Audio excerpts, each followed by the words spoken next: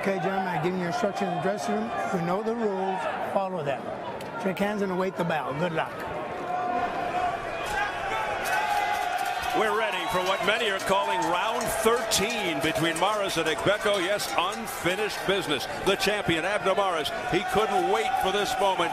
Finally, a chance to eradicate the stain. And the challenger, Joseph King Kong Agbeko, on a mission to reclaim what he feels was robbed of him. He wants his belt back, and he wants revenge. Two fighters each seeking their own personal redemption, with the IBF Bantamweight title hanging in the balance. Mares in the black with green and white trim. Agbeko in the black with red, yellow, and green trim, the colors of the Ghanan flag. Agbeko knows he can't afford to dig another early hole. He's got to be sharper here at the outset. His last first round was a nightmare as Mares started uncharacteristically fast and looked very, very strong. In their last fight, Agbeko landed twice as many jabs as Mares, so he's already starting to try and get his jab untracked, and he hopes that'll be a big weapon for him. Great atmosphere here at the Honda Center in Anaheim. Good left hand by Agbeko up high. I'm going to tell you two names that shows you that this is a huge fight. Oscar De La Hoya and Don King at ringside. They've been in a couple big fights, and one of them was involved in a lot of big fights. You're right. Mares landing an overhand right, missing there with the right hand. Agbeko digging to the body. Action start to this rematch. Mares so versatile. His signatures are hand speed and the left hook, which we all know by now can straight south, and now he hits him in the back. Well, you know, some have criticized Mares also for kidney punches, so this may be an effort of Agbeko to work the referee a little bit too. And now it's Agbeko working the body. Yeah, Agbeko is coming out much better than he did in the first round of their last fight, and you know, he's been the aggressor. The only cautionary note is he's throwing a lot of left hooks again, Agbeko, and you don't want to trade left hooks with Abner Mares. Nice uppercut by Mares. Yeah, just number one, Mares' left hook is sharper, and it allows Mares to counter. You're right, Steve. He throws it better than Agbeko. Agbeko's right hand is his big shot. But Agbeko is definitely finding the mark in this first round. He's throwing his punches with combination, and he's landing them. And you're right, he's starting a lot sharper than in the last fight. Agbeko has to concentrate on that right hand, the jab. He's got one punch power. Agbeko's right, usually very effective. He had to be a little discouraged, though, when Mares stood up to a big one in the fourth round of the first fight. You know, I may have to eat my words, though, because Agbeko's landing a lot of left hooks. So I could be wrong. That has happened on occasion. And, you know, it's been so much been noted about the controversy. It seems like Abner Mares is going out his way to fight a clean fight, and he can't have that in his mind. He just got to let his punches go. He's a little passive here in round one. And Mares not bashful about going to the body, particularly after what happened in the first fight. Lou Moret, the third man in the ring.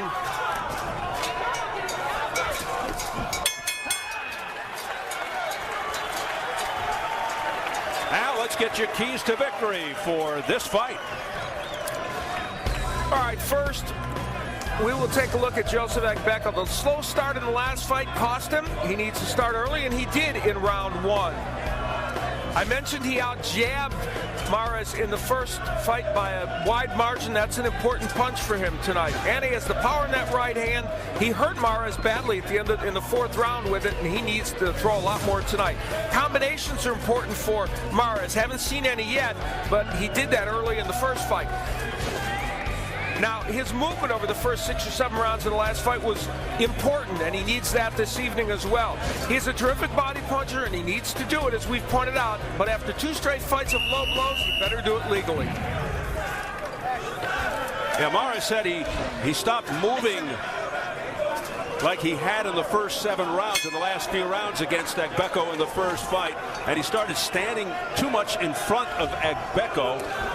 He said it wasn't so much that he was fatigued, but he was just too much in front of Agbeko. He said he's got to sustain that movement, keep his distance throughout the entire fight.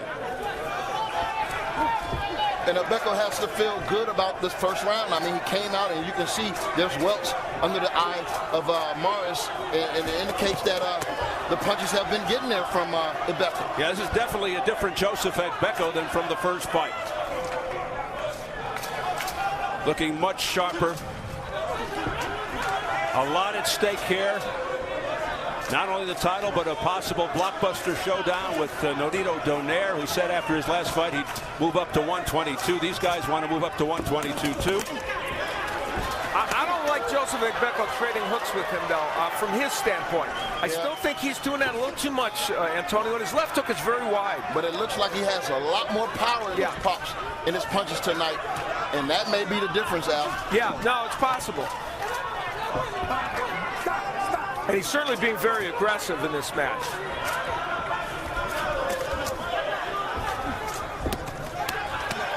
Good right hand to the jaw by Mares. And, you know, for Mares, he doesn't need a lot of lateral move, but there's just a little bit. You see, just enough against Agbeko. You don't want to stand in the pocket against Joseph Agbeko, and Mares certainly doesn't want to do that. Yeah, Agbeko does have one-punch KO power.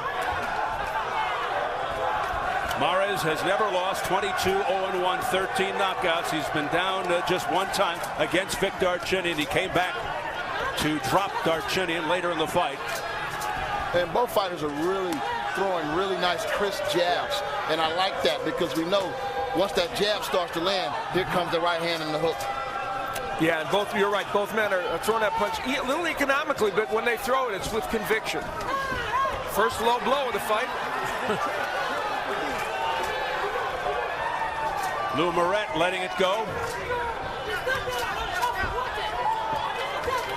But yeah, I'll say that Abner Morris is definitely conscious of going low. He has not gone low aggressively like he normally does in fights.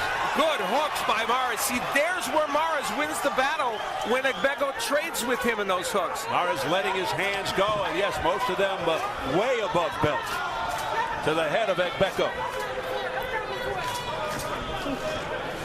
The Agbeko jab so far, while Antonio pointed out both men are using the jab well, it's a more even battle of the jab. There's the mistake for Agbeko. Mares charging forward.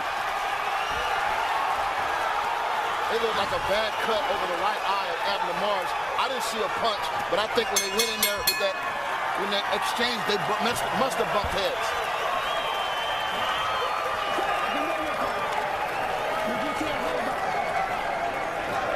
Yeah, there it is. Wow.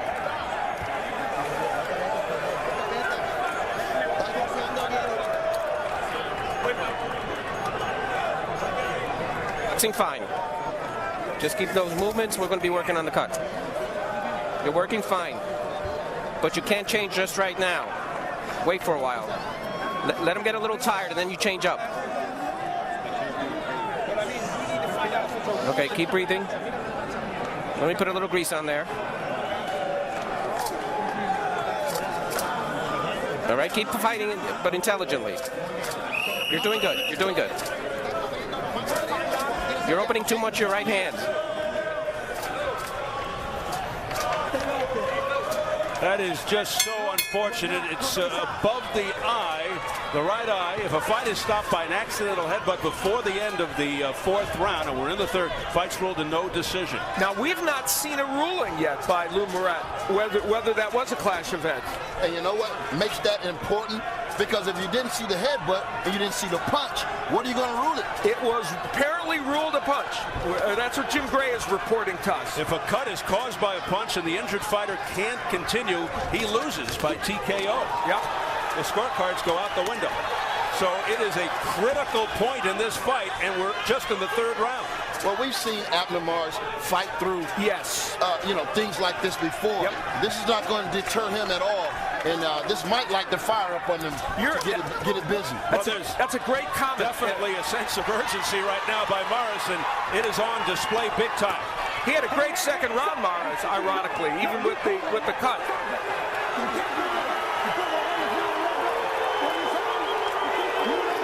Well, we've seen this movie before. Is he taking a point away? No, he's just warning Agbeko once again for, pulling Morris's head down. Concerned there was going to be a point deduction there. No, we saw that. But what I see in Agbeko is that every time Abner Morris goes to the body, he's complaining, looking at the referee automatically as if he's supposed to warn him or something. These guys just can't fight without controversy. No, I don't think so. There's always something. Midway through the third. It didn't take long either. I think Joseph Agbeko is very aggressive, but I think he's a little out of control, and I think he's not using the best weapons. Again, he's enamored with that left hook, and it's a roundhouse punch. He's got to throw the jab in the straight right hand. It's just too wide. Now remember, he changed though. This was the way the first fight started in some respects, and by round 6 and 7, he figured it out. Both fighters are fighting very, very hard. Yeah. I mean, you can see the determination on both. And it's like Agbeko is trying hard to really just control this fight. But he's doing it in the wrong fashion. Right, but very good point. Yeah, I don't know why he doesn't focus more at Agbeko on the right hand. That's his money punch.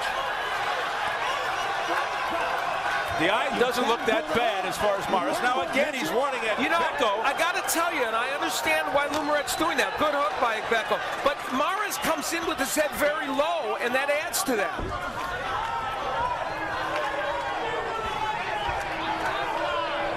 One more, Moret could take a point away. Yes. It would be the third time. It would also be unfortunate.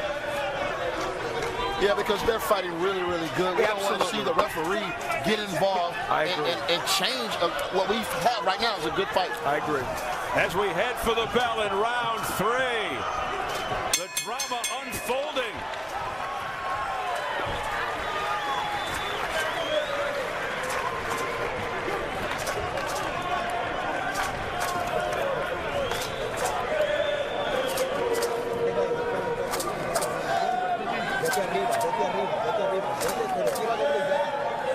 Keep going upstairs.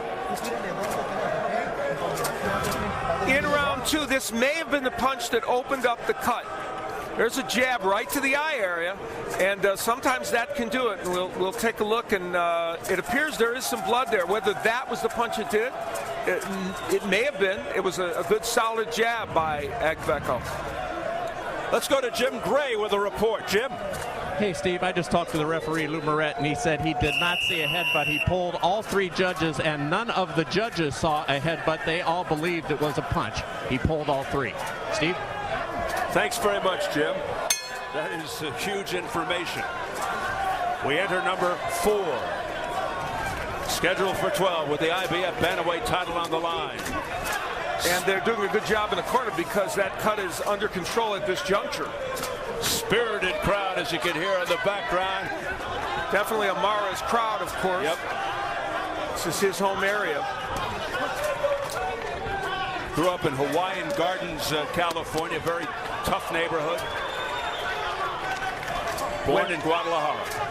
Went to Mexico at age 15 to escape the gangs, and had a difficult time there because he was an American going to Mexico, and met his wife and got married at 18, and it just set his life on a great course. Good right hand by Morris. Morris just turned 26 6 days ago, a month shy of being a 7-year pro. His first defense of the title.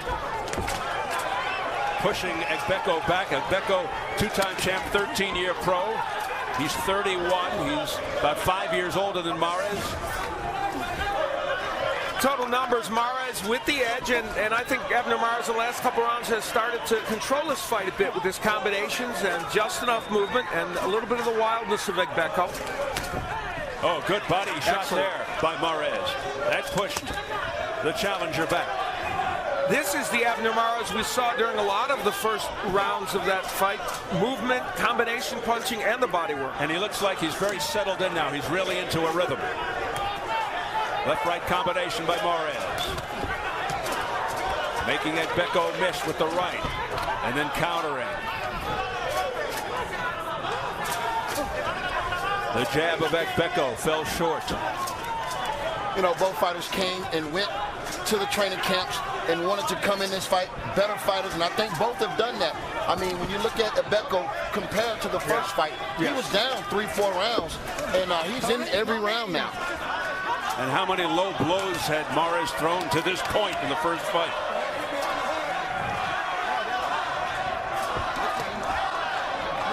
Agbeko trying to go to the midsection. No shoulder, no shoulder.